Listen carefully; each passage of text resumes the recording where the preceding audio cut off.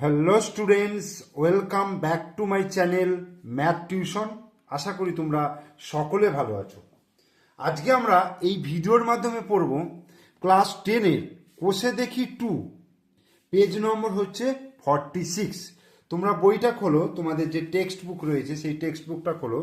দেখো পেজ নম্বর 46-এ যে চ্যাপ্টারটা রয়েছে সেই চ্যাপ্টারের নাম হচ্ছে সরল সুদ কষা। দেখো সরল সুদ কষা অর্থাৎ সিম্পল ইন্টারেস্ট, কোষে দেখি 2।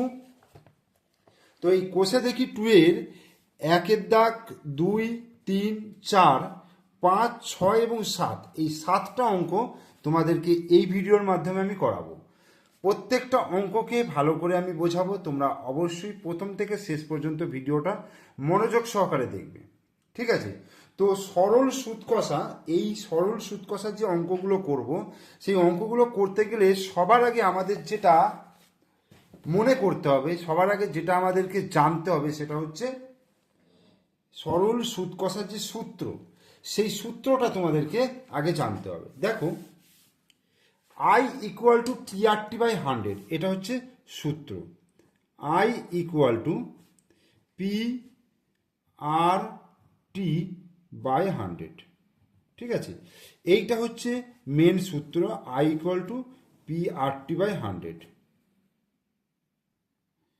তো এখানে আমাকে জানতে হবে এই আই মানে কি, পি মানে কি, আর টি, প্রত্যেকটার মানে আমি তোমাদেরকে বলে দেবো। এখানে আই, দেখো আই মানে হচ্ছে সরল সুদ,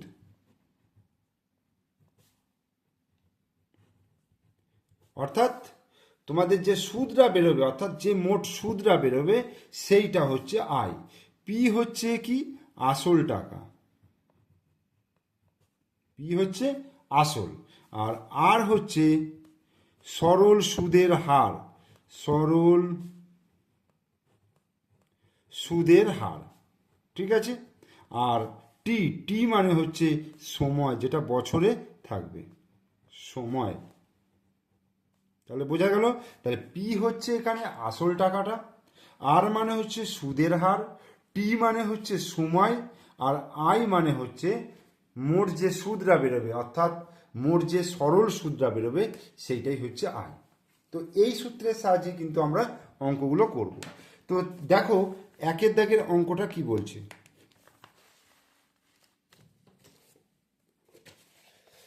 দেখো 1-এর দাগের অঙ্কটা বলছে যে দুই বন্ধু একসঙ্গে একটি ছোট ব্যবসা চালাবার জন্য বার্ষিক 12% সরল সুদের হারে একটি ব্যাংক থেকে 15,000 টাকা ধার নিলেন। 4 বছর পরে ওই টাকার জন্য তাদের কত টাকা সুদ দিতে হবে? কত টাকা ধার নিয়েছে? 15,000 টাকা, তার মানে আসল টাকাটা হচ্ছে 15,000 টাকা। সুদের হার কত? 12%, সুদের হার হচ্ছে 12%। আর কত বছর সময়? সময় হচ্ছে 4 বছর। আমাকে কি বার করতে হবে? আইটা বার করতে হবে। দেখো দেখো এখানে আসল, আসল পি সমান হচ্ছে 15,000 টাকা,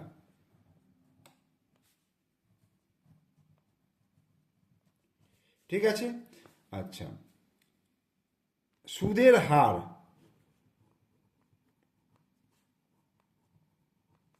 সুদের হার হচ্ছে আর, সেটা কত পার্সেন্ট বলে দিয়েছে? সেটা বলে দিয়েছে 12%। সময়টা কত? সময়টা হচ্ছে টি, টিটা কত বলে দিয়েছে? 4 বছর। বলো, তাহলে আমাকে বার করতে হবে মোট সুদ, মোট সুদ আই, এই এটা বার করতে হবে।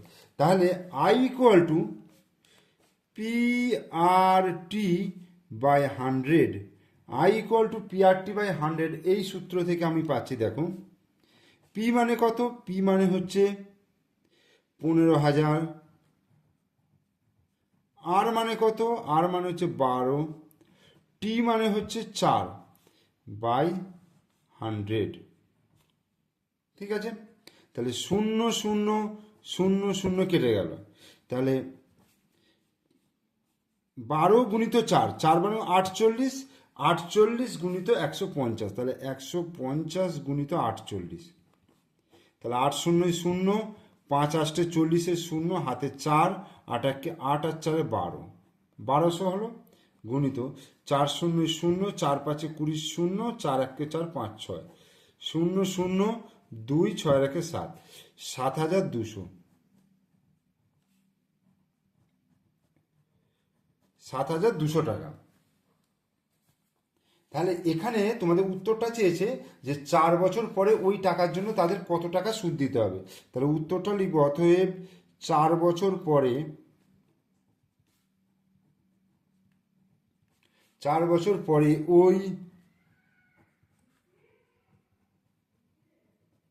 ওই টাকার জন্য তাদের 7200 টাকা সুদ দিতে হবে।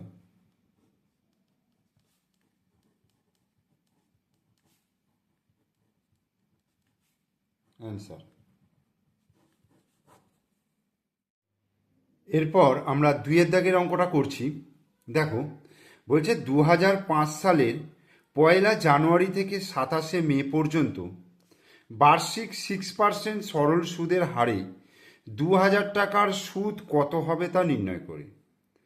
আমাকে এখানে সময়টা বলে দিয়েছে, দেখো 1 জানুয়ারি থেকে 27 মে পর্যন্ত, এবং সুদের হার বলে দিয়েছে 6%, আর মোট টাকার পরিমাণটা বলে দিয়েছে 2000 টাকা।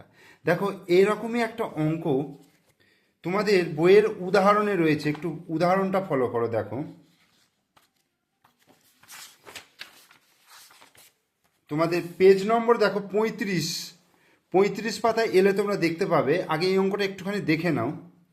বার্ষিক 5% সরল সুদের হারে 2003 সালের 1 জানুয়ারি থেকে 8 আগস্ট পর্যন্ত 5000 টাকা ধার নিলে সুদ আসলের পরিমাণ কত হবে তা হিসাব করে লিখতে বলেছি। মেন যেটা এখানে আমাকে বার করতে হবে, মেন হচ্ছে সময়, যে কত দিনের সুদ আমাকে বার করতে হবে। ঠিক আছে, তো এখানে দেখো 2003 সাল যেহেতু বলেছে, তার মানে এটা লিপ ইয়ার নয়। তো জানুয়ারি মাসটা কত বলে দিয়েছে, 31 দিন। ফেব্রুয়ারি মাসটা বলে দিয়েছে 28 দিন, যেহেতু লিপ ইয়ার নয়।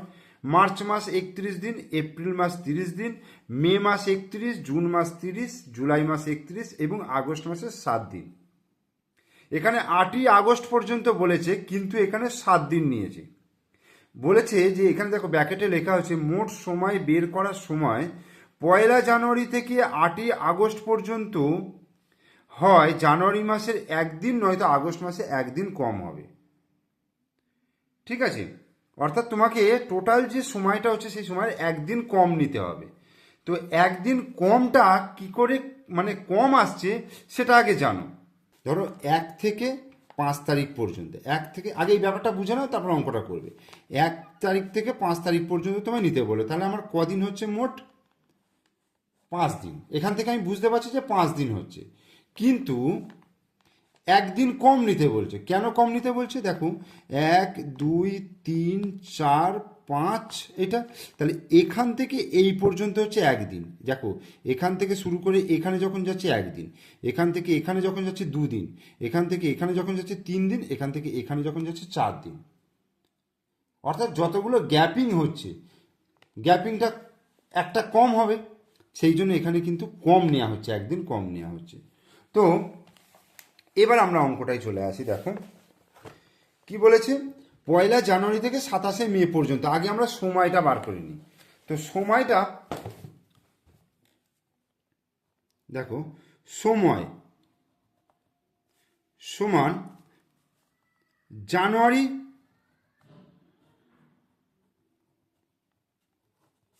কদিন, 31 দিন।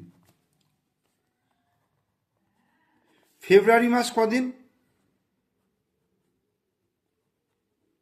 ফেব্রুয়ারি মাস হচ্ছে, যেহেতু এটা 2005 সাল লিপ ইয়ার নয়, তাহলে এটাকে আমি ধরছি 28 দিন।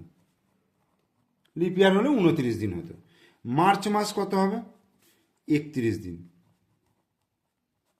এপ্রিল মাস কদিন হবে, এপ্রিল মাস হচ্ছে 30 দিন। আর মে মাসের কত তারিখ পর্যন্ত বলেছে? 27শে মে পর্যন্ত। তাহলে মে মাসের আমি একদিন কম নেব, 26 দিন নেব। তাহলে মোট সময়টা হচ্ছে দেখো 6 আর 1 7 আর 1 8, 8 আর 8 16, 6 হাতে 1, 3 আর 1 4, 5 6 7 8 9 10 11 12 13 14, অর্থাৎ 146 দিনের সুদ আমাকে বার করতে হবে। 146 দিনের সুদ আমাকে বার করতে হবে। বোঝা গেল? তাহলে সময়টা কিভাবে বার করলাম। এবার আসল দেখো, আসল হচ্ছে, আসলটাকে আমি পি দ্বারা লিখব। আসল হচ্ছে 2000 টাকা, আসলের পরিমাণ 2000 টাকা। তাহলে সুদের হার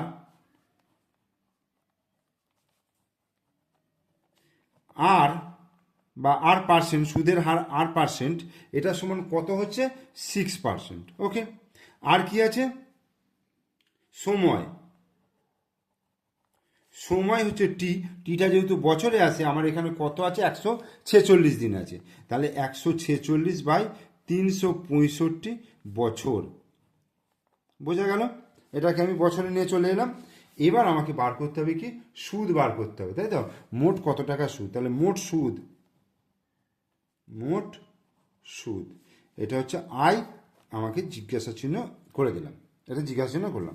এবার আমরা সূত্রটা কি জানি?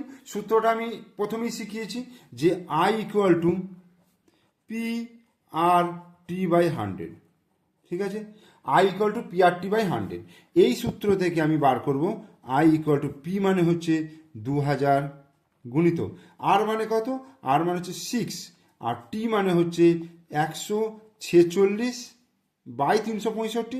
365টাকে আমি নিচে করে দিচ্ছি, আর নিচে 100 রয়েছে। এইবার 0 0 কাটলাম, দুটো শূন্য কেটে দিলাম। বোঝা গেল? এবার আমি যদি 2 দিয়ে কাটি, ধরো 7 দুগুণে 14, 3 দুগুণে 6, আর এটা 2 দিয়ে কাটা যাচ্ছে না, তাহলে আমাকে, সরি ভুল হয়ে যাচ্ছে, আমি যদি এটা 73 দিয়ে কাটি, দেখো 73 দুগুণে 146, আর 73 5-এ 365। 73কে যদি আমি 5 দিয়ে গুণ করি, দেখো 5 3 15, 5 হাতে 1, 5 7 35 আর 1 36, তাহলে 73 দুগুণে 146, আর 73কে 5 দিয়ে গুণ করলে 365 হচ্ছে। এবার এই 5 দিয়ে 20কে ভাগ করলে 5 4 20, তাহলে কত হচ্ছে? 4 গুণিত 6 কত হবে? 4 6 24, 24, 4 6 24 গুণিত 2, 24 দুগুণে গুণিত 2 করে দিই, 24 দুগুণে 48 টাকা। তাহলে উত্তরটা কি লিখবো? অতএব 2000 টাকার সুদ 48 টাকা হবে। অ্যান্সার। এরপর 3-এর দাগের অঙ্ক, বার্ষিক 8.13% সরল সুদে 960 টাকার 1 বছর 3 মাসের স্ববৃদ্ধিমূল কত হবে? কত পার্সেন্ট বলে দিয়েছে? আর এর মানটা বলে দিয়েছে 8.13%।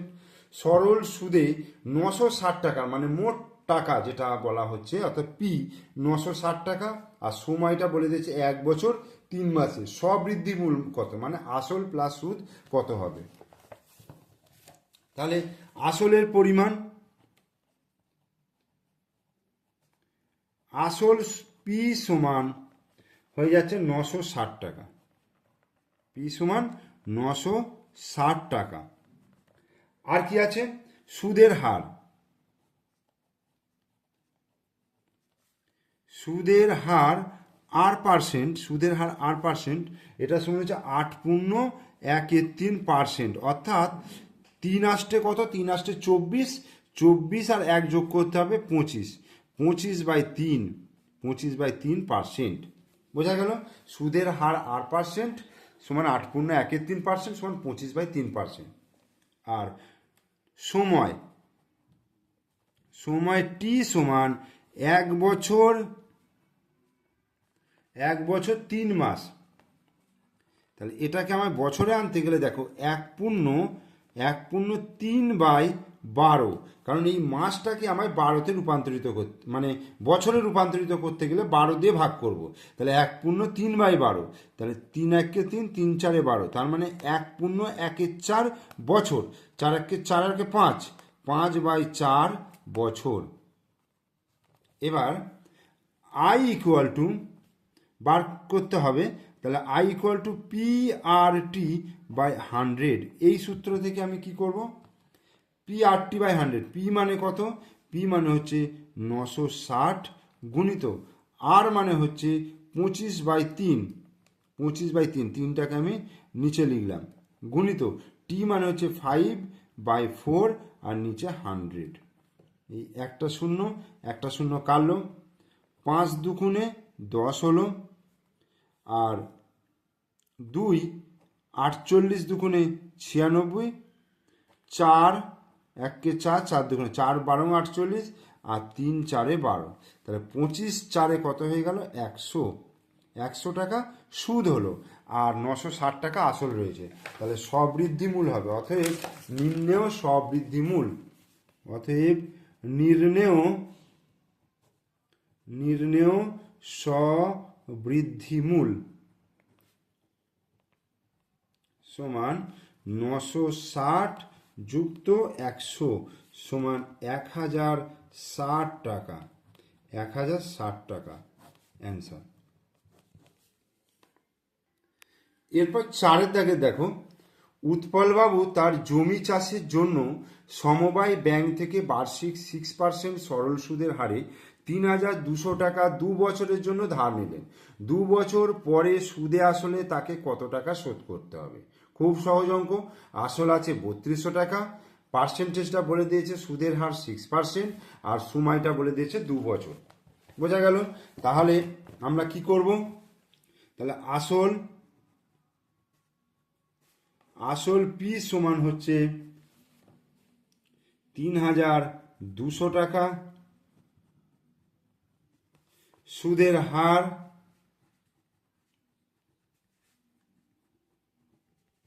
আর পার্সেন্ট সমান হচ্ছে 6%, আর কি আছে, সময় টি সমান হচ্ছে 2 বছর, সময় টি সমান 2 বছর। তাহলে আই সমান PRT/100। সূত্র হইতে কি পাবো, পি মানে হচ্ছে 3200 বসালাম, গুণিত আর মানে হচ্ছে 6, আর টি মানে হচ্ছে 2/100।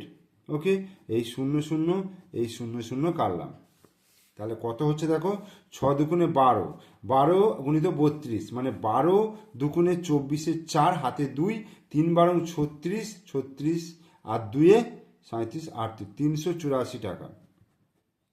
এবার 3200 টাকা আসল আর 384 টাকা সুদ, তাহলে মোট তাকে ধার শুধতে হবে। অতএব সুদে আসলে কত হচ্ছে, সুদে আসলে 384 প্লাস 3200 সমান 3200 আর 300 500, 3584 টাকা। তাহলে উত্তরটা কি লিখবো, অতএব 2 বছর পরে, 2 বছর পরে সুদে আসলে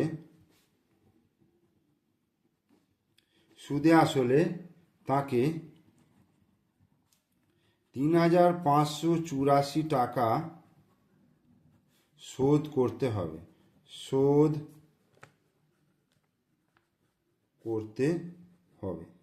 ঠিক আছে। 2 বছর পরে সুদে আসলে তাকে 3584 টাকা শোধ করতে হবে, অ্যান্সার। এরপর 5 দাগের অঙ্ক দেখো, বলছে বার্ষিক 5.25% সরল সুদের হারে শোভাদেবী একটি ব্যাংকে কিছু টাকা জমা রাখেন। 2 বছর পর তিনি সুদ হিসাবে 840 টাকা পেলেন। তিনি কত টাকা জমা রেখেছিলেন হিসাব করে লিখি। সুদের হার কত ছিল, 5.25%, তাহলে তিনি কত টাকা জমা রেখেছিলেন, তাহলে আমি ধরে নেবো এটা যে তিনি X টাকা জমা রেখেছিলেন, ঠিক আছে। তাহলে ধরি তিনি এক্স টাকা জমা রেখেছিলেন।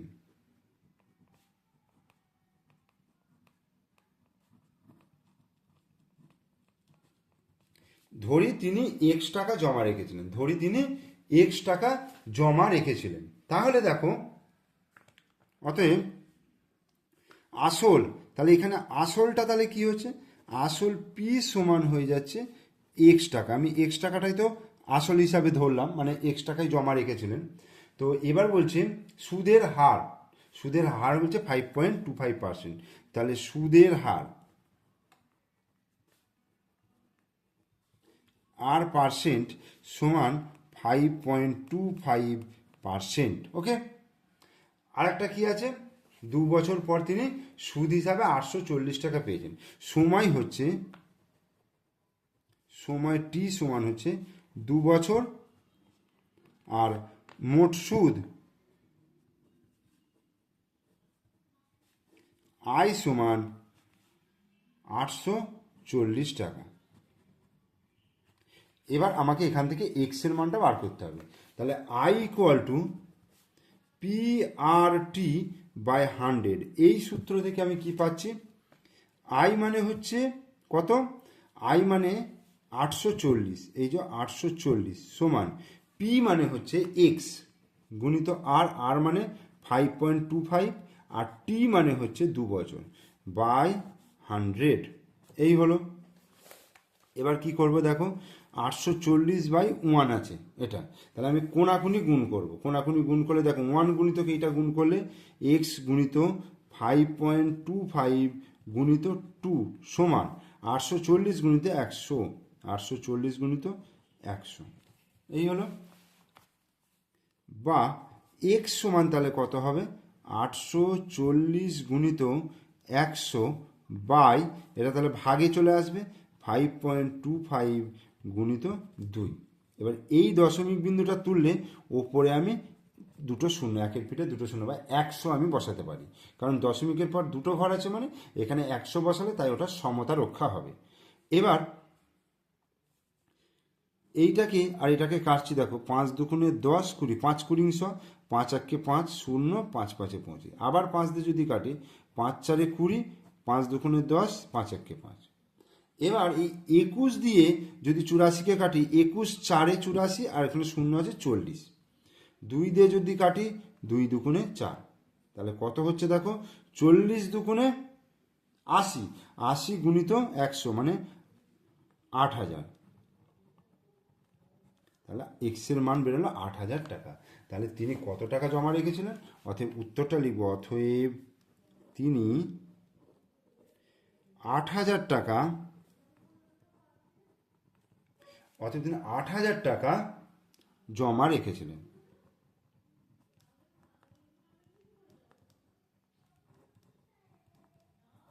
রেখেছিলেন অ্যান্সার। এবার দেখো 6 অঙ্কটা, আমরা 6 অঙ্কটা করব। এবার গৌতম একটি মুরগি খামার খোলার জন্য একটি সমবায় ব্যাংক থেকে বার্ষিক 12% সরল সুদের হারে কিছু টাকা ধার নিলেন। প্রত্যেক মাসে তাকে 378 টাকা সুদ দিতে হয়। তিনি কত টাকা ধার করেছিলেন, মানে তিনি যত টাকা ধার করেছিলেন সেই ধারের জন্য 12% হারে প্রত্যেক মাসে তাকে 378 টাকা সুদ দিতে হয়। তাহলে আমি ধরে নেব তিনি এক্স টাকা ধার নিয়েছিলেন। ধরি তিনি এক্স টাকা ধার নিয়েছিলেন। ধরি তিনি এক্স টাকা ধার নিয়েছিলেন, বোঝা গেল। তাহলে আসল পি সমান এক্স টাকা, সুদের হার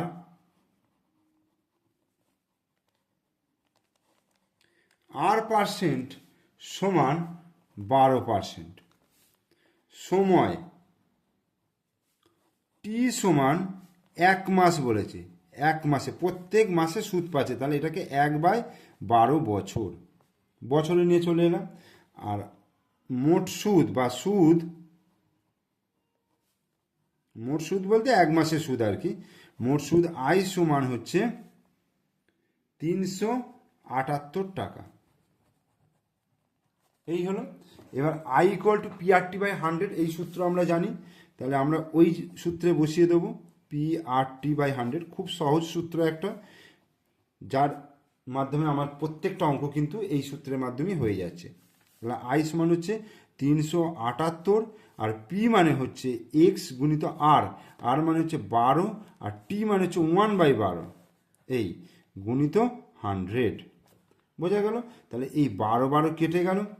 এবার নিচে 1 আছে এটা, তাহলে এক্স গুণিত 1 এক্স হলো, আর 378 গুণিত 100, 37800, তাহলে এত টাকা।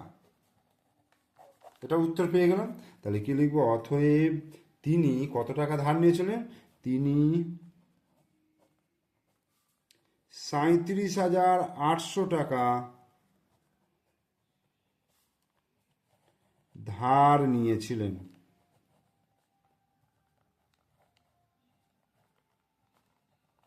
অ্যান্সার। এরপর আমরা 7 দাগের অঙ্ক করব। 7 দাগের অঙ্কটা খুব ইম্পর্টেন্ট অঙ্ক, 2 নম্বরের কোশ্চেনে তোমাদের এটা থাকে। বলছে বার্ষিক 6% সরল সুদের হারে কোনো টাকা কত বছরে দ্বিগুণ হবে হিসাব করে লিখি। কোনো টাকা কত বছরে দ্বিগুণ হবে? আমি ধরে নিচ্ছি আসল টাকাটা হচ্ছে এক্স টাকা, ধরি আসল টাকার পরিমাণ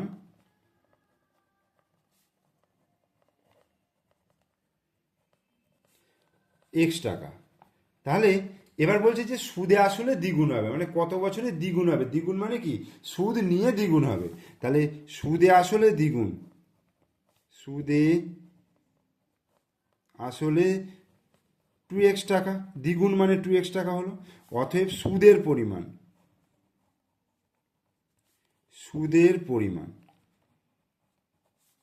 সমান 2x মাইনাস এক্স সমান এক্স টাকা। তাহলে এবার আসল তাহলে কত হলো? দেখো, আসল পি সমান হয়ে যাচ্ছে এক্স টাকা, সুদের হার আর পার্সেন্ট সমান কত বলে দিচ্ছে? 6%, আর সময়, সময় টি, টি সমান আমি ধরে নেব কিছু একটা, ধরে নেব ধরো আমি ওয়াই বছর ধরে নিই, টি সমান হচ্ছে ওয়াই বছর আমি ধরে নিলাম, আর সুদ আই সমান হচ্ছে এক্স টাকা। এবার I equal to P R T by 100, I equal to P R T by 100। I সমান কত? আই সমান হচ্ছে এক্স বসালাম, পি মানে হচ্ছে এক্স বসালাম, গুণিত আর মানে হচ্ছে 6, আর টি মানে হচ্ছে ওয়াই বাই 100। এখান থেকে আমায় বার করতে হবে ওয়াইটা।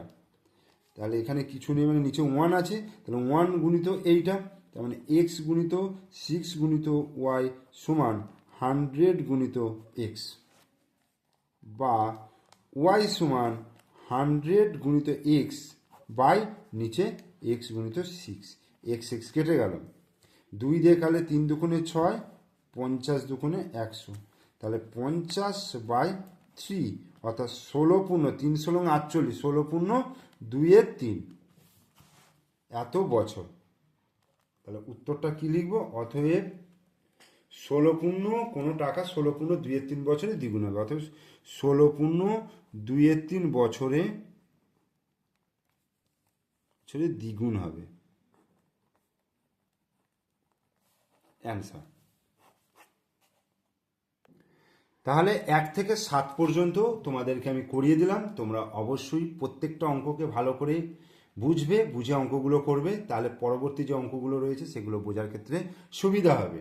আর ভিডিও শেষে ভিডিও কেমন লাগলো সেটা জানিয়ে অবশ্যই একটা কমেন্টস করবে, লাইক করবে।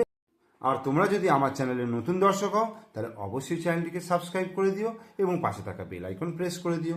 তার কারণ পরবর্তীকালে আমি তোমাদের পুরো বইটা এই চ্যানেলের মাধ্যমে শেষ করব এবং তোমাদের মাধ্যমিক পরীক্ষার জন্য উপযোগী যে সমস্ত কোশ্চেন আসে সেই কোশ্চেন আমি অন্যান্য বই থেকে করাবার চেষ্টা করব। ওকে, থ্যাংক ইউ।